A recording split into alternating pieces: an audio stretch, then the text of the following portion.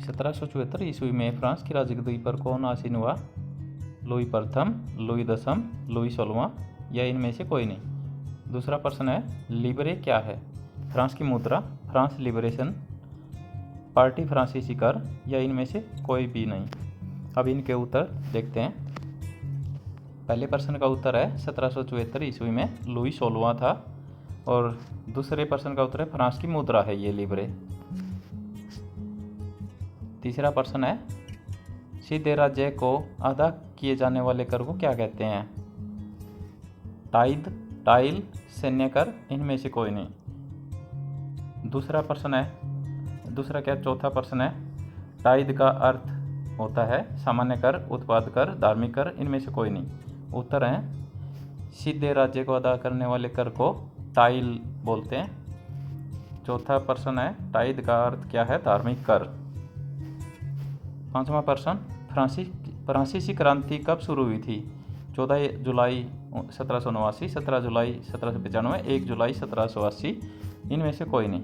छठा प्रश्न, चर्च के विशेष कार्यों को करने वाले व्यक्तियों के समूह को कहते हैं? किसान वर्ग, पादरी वर्ग, मजदूर वर्ग, इनमें से कोई नहीं। इनके उत्तर हैं, फ्रांसीसी क्रांति 14 जुलाई 1789 को शुरू हुई। चर्च के विशेष कार्यों को करने वाले व्यक्तियों के समूह को पादरी वर्ग कहते हैं। अगला प्रश्न है, फ्रांसीसी क्रांति किस शहर में शुरुआत हुई थी? ब्रिटेन, रोम, पेरिस, इनमें से कोई नहीं। मार्सिले क्या है? फ्रांस का राष्ट्रीय गीत, रूस का राष्ट्रीय गान, ब्रिटेन का राष्ट्रीय झंडा, इनमें से कोई नहीं। अब इनके उत्तर देखते हैं। फ्रांसीसी क्रांति पेरिस शहर से शुरू हुई थी। मार्सिले फ्रांस का राष्ट्रीय गीत है। अगला प्रश्न है, नेपोलियन बोनापार्ट कौन था? जर्मनी का सम्राट, फ्रांस का सम्राट, रूस का सम्राट, इंग्लैंड का सम्राट।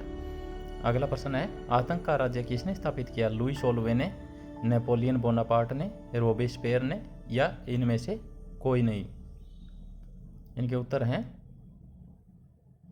नेपोलियन बोनापार्ट फ्रांस का सम्राट था, और आतंक का राज्य जिसने स्थापित किया वो उसका नाम था रोबेस्पियर। अब अगला प्रश्न है, ओलंप द गूज कौन थी? क्रांतिकारी महिला, सामाजिक महिला, चित्रकार महिला, या इनमें से कोई नहीं। फ्रांसीसी कॉलोनियों में दास्ता कब समाप्त हो गई? 1857 में, 1848 में, 1957 में, या इनमें से कोई नहीं। अब इनके उत्तर देखते हैं। ओलंप द गूज क्रांतिकारी महिला थी, और फ्रांसीसी कॉलोनियों में दास्ता 1848 ईस्वी में समाप्त हुई। अगला प्रश्न है, फ्रांस की राजधानी कौन सी है? Paris, London, Delhi, Beijing. अगला प्रश्न है, 1789 ईस्वी में फ्रांस में क्रांति किसके शासनकाल में शुरू हुई थी? लुई 15वां, लुई 18वां, लुई 16वां, लुई 14वां। अब इनके उत्तर देखते हैं। फ्रांस की राजधानी पेरिस है, और 1789 ईस्वी में फ्रांस में क्रांति लुई 16वें के शासनकाल में शुरू हुई थी। अगला प्रश्न है, टाउन हॉल के सामने कितने लोग इकट्ठे हुए थे जिन्होंने जल सेना के गठन करने का निर्णय लिया था? 6000, 5000, 7000, 1 लाख। अगला प्रश्न है, मेनर क्या था? भवन, एस्टेट, गांव, या इनमें से कोई नहीं। इनके उत्तर हैं, टाउन हॉल में 7000 लोग इकट्ठे हुए थे, और मेनर एस्टेट को बोलते थे। अगला प्रश्न है, फ्रांस में द्वितीय एस्टेट के अमीर वर्ग को क्या कहा जाता था?